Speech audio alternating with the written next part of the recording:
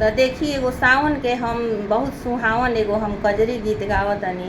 अगर अच्छा लगी तो रउआ लोग देख के एगो लाइक जरूर करब, सब्सक्राइब भी करब, कमेंट में बताइए। नया अगर वीडियो में होखब तो सब्सक्राइब जरूर करब आ जरूर बताई कमेंट में कि हमार कजरी गीत रउआ लोग के कैसन लागल है। कि रुनु छुनु खोला ना हो केवड़िया हम विदेशवा जइबो ना।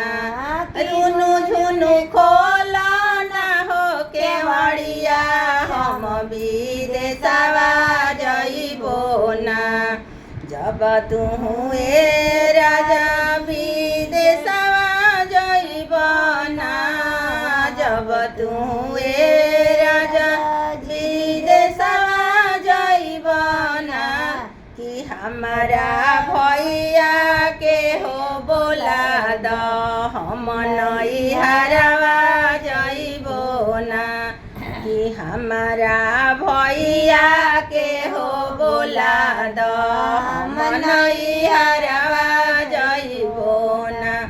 कि रुनु झुनु खोला ना हो केवड़िया हम विदेशवा जइबो ना। रुनु झुनु खोला ना हो केवड़िया हम विदेशवा जइबो ना। जब तुहू ए धनी नैहरवा जइबू ना।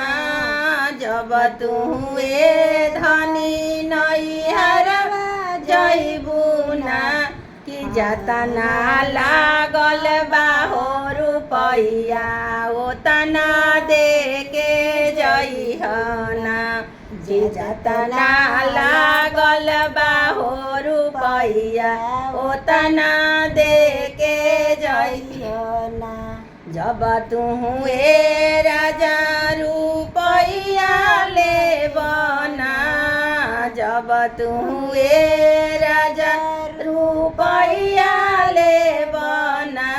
कि जैसन बाबा घर से ऐनी ओइसन कही के भेजिहना।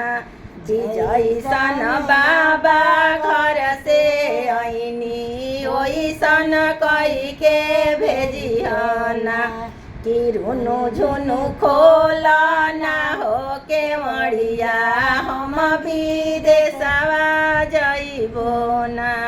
कि रुनु झुनु खोला ना हो केवड़िया हम विदेशवा जइबो।